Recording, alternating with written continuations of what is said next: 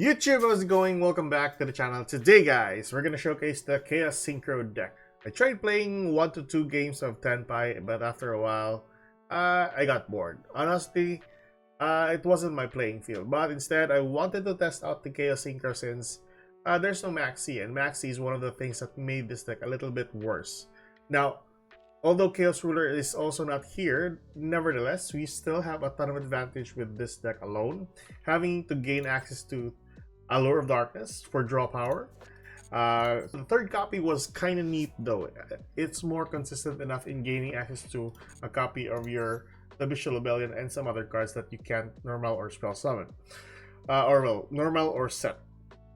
Then you also have a copy of Triple Tactics for draw power, Branded Regain for draw power, Tri-Edge Master for another draw power, and also the Chaos Space that allows you to garner one card and then you can spin back one card from the banish pile to draw one card. It's still a pretty good card effect.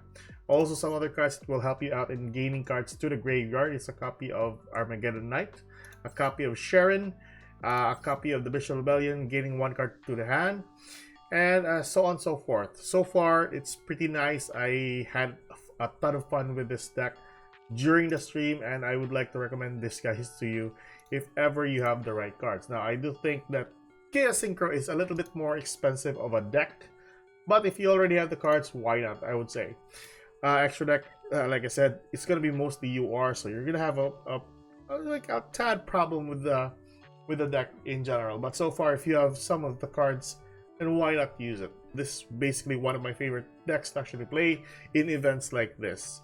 So Chaos Synchro, much easier, just some bodies to the field.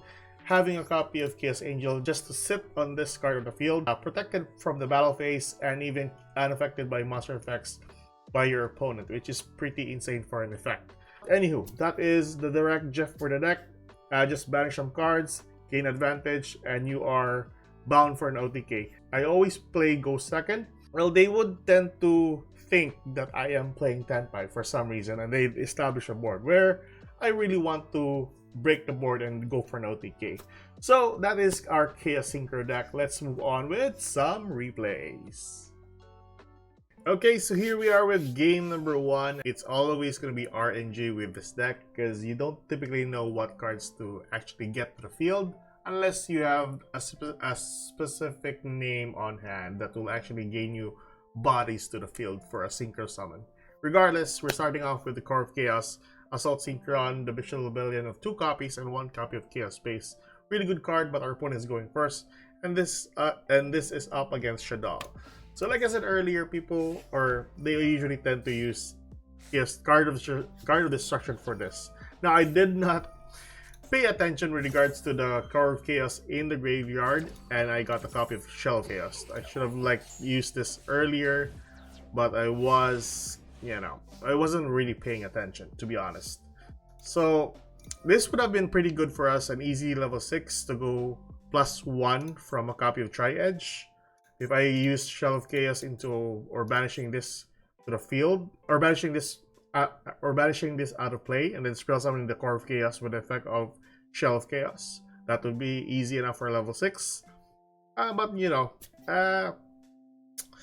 it was my problem. So anyways, we go for Allure, and then I stupidly chose Shell of Chaos there, which just spawn back and then draw 1 card. So at this point, I don't have any other access with other cards, and might as well go for a copy of Sharon since we don't want to overextend with a Chaos Mirage.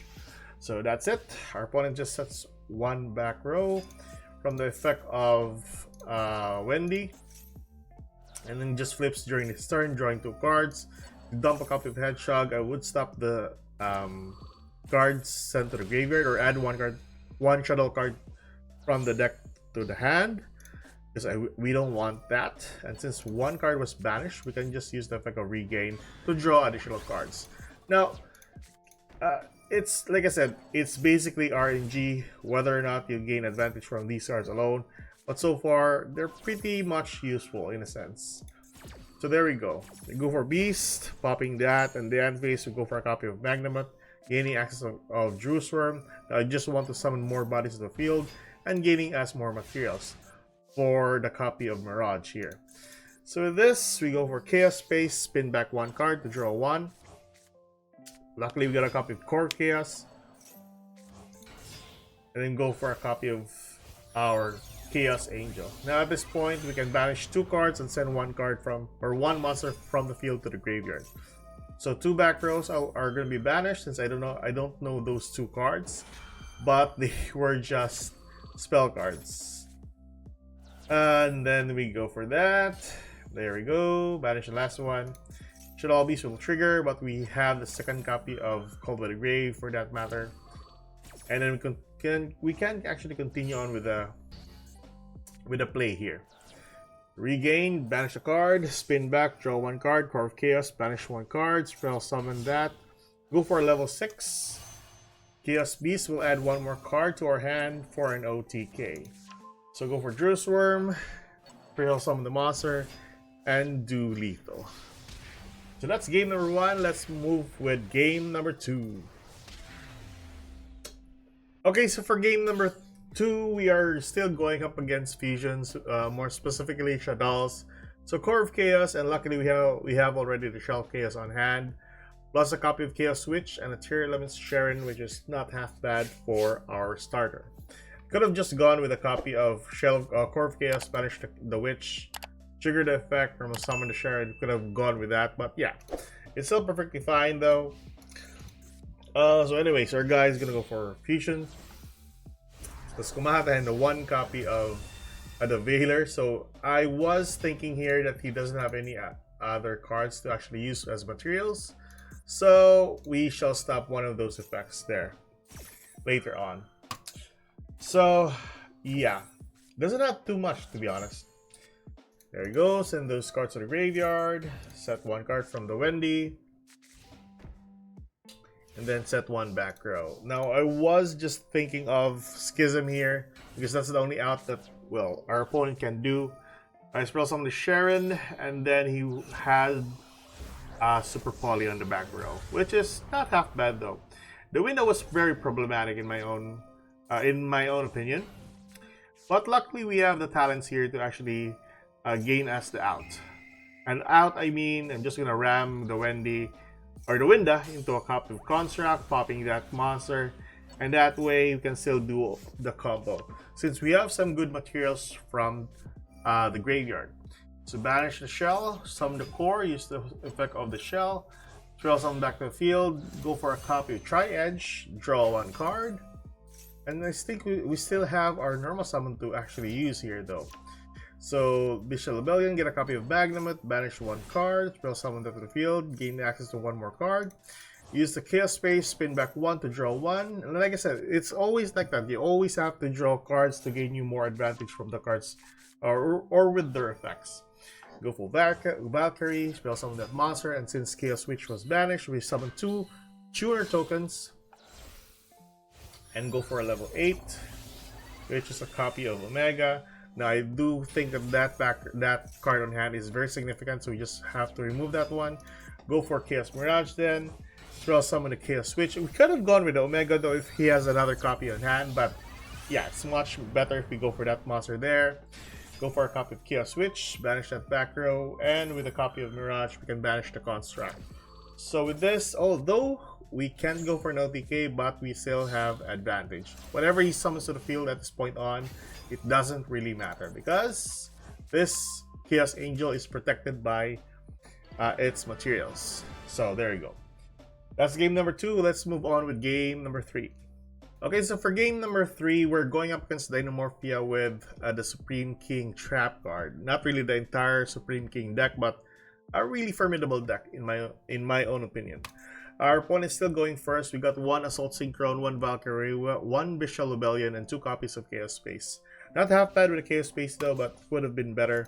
So our guy is gonna go for Prohibition, and since he's afraid of Tenpai, called the Transcendent Dragion immediately, and then set 3 cards on the back row. For our turn, we draw into the 3rd copy of Chaos Space. Use the effect of Bishop Rebellion. Our guy is gonna summon the Supreme King Zark to the field. There we go. And gain us access of Drew Swarm from the Bishop Rebellion there. It's not half bad, it's not really like a big issue. And since he doesn't have any Dark Monster in his grave. We need to have it was a thing. I was really thinking of a card to actually dump here with the effect of Chaos Space. So we don't really have a good starter here at this point. So yeah, that's my main concern. So go for Chaos Space, dumping a Valkyrie. We banish the Valkyrie at this point and use the effect of the Valkyrie. That would have been pretty good on our part though, but yeah, we can't complain.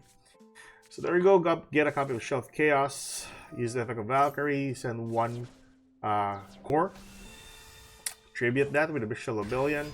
Use the effect of Jerusalem, send the Heavenly Prison to the grave. Our guy is gonna go for Fog's Blade or Fog Blade on a copy of the Bestial Rebellion. It could have gone with a copy of Beast though. It would have been pretty good though to pop one card in the back row. Nevertheless, you can still do it, or you can still remove the back row by the Synchro Summon of Chaos Angel. So remove that back row, and all we need to do is remove the Zark, which I think we garnered the one draw of Triple Tactics talent. There we go.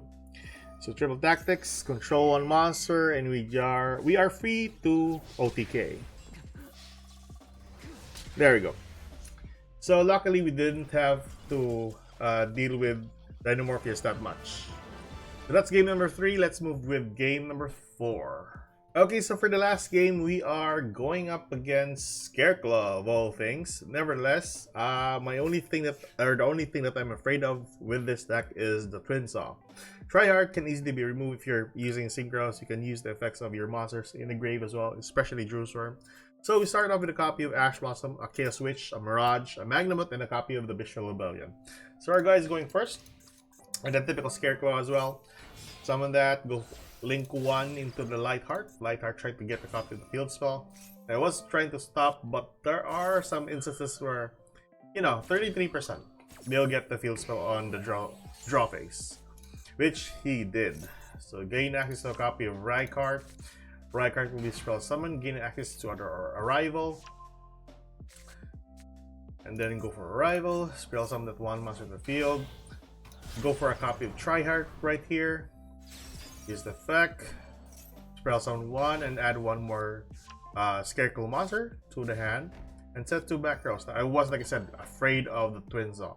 That is a pretty good card. Nevertheless, we go for Magnamut, spell summon to the field. It's gonna spin back 1 card to draw 1, which I'm just waiting to get a copy of Jerusalem at this point.